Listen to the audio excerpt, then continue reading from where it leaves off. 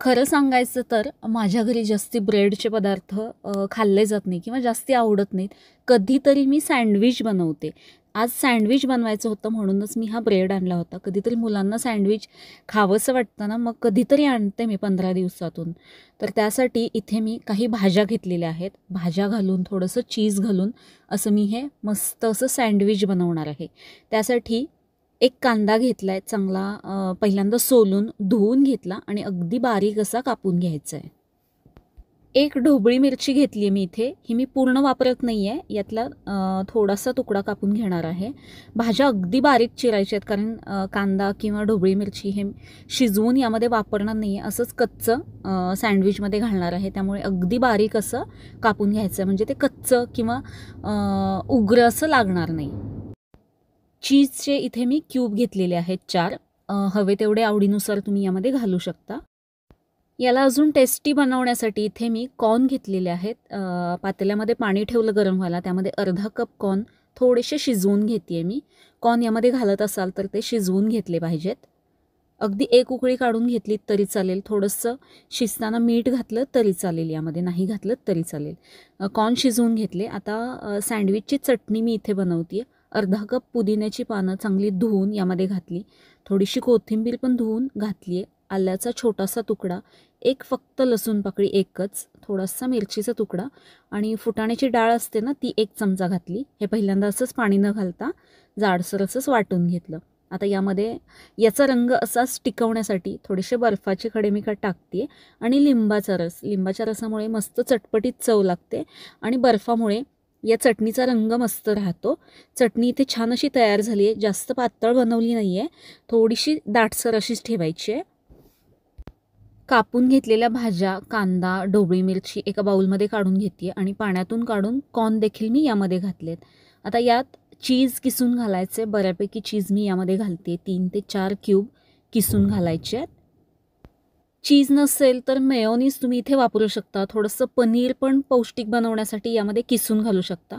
Mix herbs यामध्ये मी थोडेसे घातलेत. चवीपुरतं मीठ घालायचं. चीजमध्ये देखील मीठ असतं, त्यामुळे जपून. थोडंसं लाल तिखट अगदी थोडंसं घातलं आहे.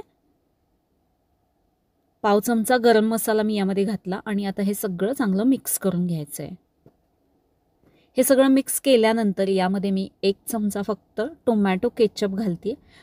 तुम्हाला नसेल आवडत नाही घातलात तरी चालेल, पण छान असं हे मिश्रण ओलसर होण्यासाठी आणि छान एक चव येण्यासाठी यामध्ये मी टोमॅटो केचप टाकलेलं आहे. फक्त 1 चमचा टाकला आहे.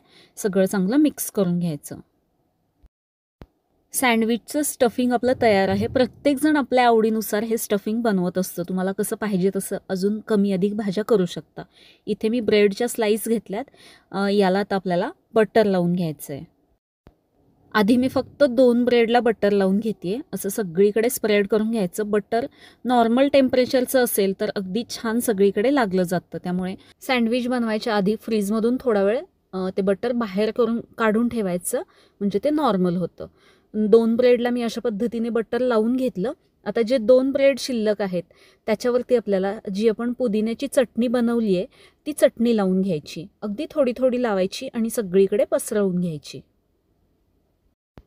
एका बाजूला मी तवा गरम व्हायला ठेवला आहे. साधा तवा आहे. ग्रिल पॅन असेल तो पण तुम्ही वापरू शकता. इथे जी बटर लावलेली ब्रेडची बाजू आहे ती मी तळाला ठेवली आहे आणि ज्या बाजूला काहीच लावलेलं नाही आहे अशा बाजूला इथे मी जे आपण स्टफिंग बनवून ठेवलं आहे भाज्यांचं, चीज वगैरे घालून, ते लावून घ्यायचं आहे. स्टफिंग सगळीकडे मी पसरवून घेतलं. आता याच्यावरती चटणी लावलेला ब्रेड ठेवायचं आहे आणि जी बटर लावलेली ब्रेडची बाजू आहे ती आपल्याला तव्यावरती ठेवायची आहे.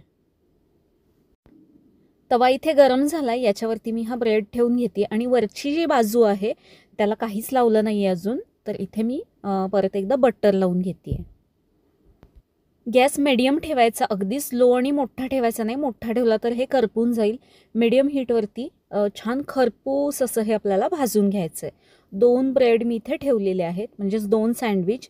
एक बाजू व्यवस्थित भाजली की बाजू पलटून घ्यायची आणि या बाजूने पण मस्त असं भाजून घ्यायचं. इथे पाहताय तुम्ही, याला मस्त रंग आला आहे. तुमच्याकडे जर ग्रिल पॅन असेल तर तो तुम्ही वापरू शकता. माझ्याकडे आहे पण सगळ्यांच्याकडे नसतो, त्यामुळे मी हे सँडविच साध्या तव्यामध्ये बनवून दाखवत आहे. दोन्ही बाजूनी अगदी छान खरपूस असं हे मी सँडविच शेकून घेतलेलं आहे. अगदी मस्त आणि जबरदस्त असं हे सँडविच आपलं तयार झालं आहे. तुम्हाला कसं वाटलं कमेंट करून सांगा. आवडलं असेल तर व्हिडिओला लाईक, शेअर आणि सबस्क्राईब नक्की करा. परत भेटू अशाच एका मस्त आणि छानशा रेसिपीमध्ये. धन्यवाद.